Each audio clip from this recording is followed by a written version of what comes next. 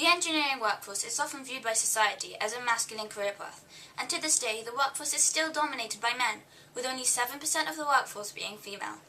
Figures show that girls obtain higher grades in STEM subjects at GCSE levels than boys, so the reason for the lack of women in engineering is not related to incapability, but in fact to the advertisement of engineering towards boys rather than girls. Now to a secondary school in central London to uncover the roots of this problem.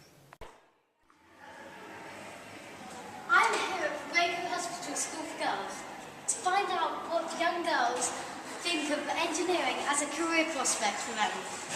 Science opens the doors for many important jobs in our society today, and the industry of engineering and other sciences does need a large workforce. Women have proven themselves to be extremely capable of taking on these jobs. So what's stopping them? I like science a lot, and I really would be interested in a scientific career path, but people would laugh at me and say, "Oh, ha ha ha, why are you doing science? You can't do science, you're a girl." I've never really thought about doing engineering. I don't know, it sounds kind of boring. I guess when I like making things, and so does my big brother, but people say I should probably be an artist. I'm quite interested in art. My brother's good at making things too, but he's being an engineer. I don't really know what engineering is. Isn't it just like working in a garage? And I don't really like cars, so yeah. Clearly, girls need to be educated on what engineering entails at a much younger age to prevent this problem. Girls should feel empowered to take on careers that involve engineering and the sciences just as much as boys. No, it wasn't particularly well advertised. The school I went to, not a lot was really offered. It was mostly kind of social service type jobs and things like that with the council, but nothing as interesting as engineering. No, definitely not. And not for girls, I wouldn't have thought either. Engineering was never advertised to me when I was in college. I wish it was. They made it seem as if it was more for males rather than females.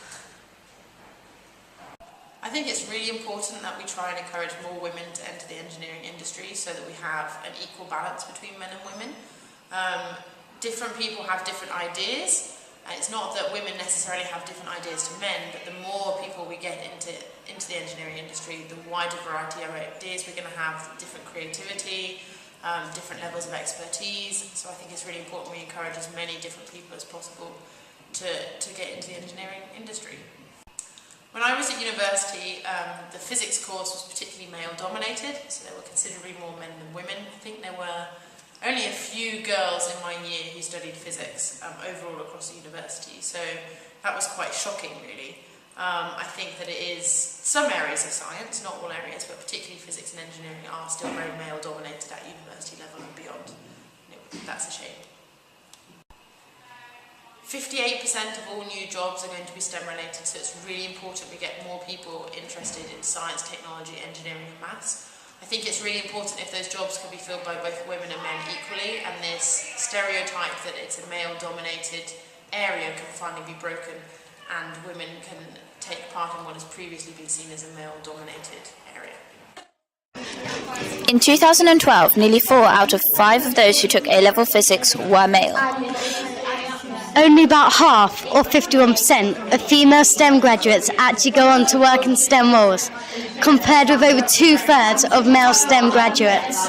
In 2011, men were awarded 85% of engineering and technology degrees and 82% of computer science degrees. In the same year, 83% medical degrees and 79% of veterinary science degrees went to women.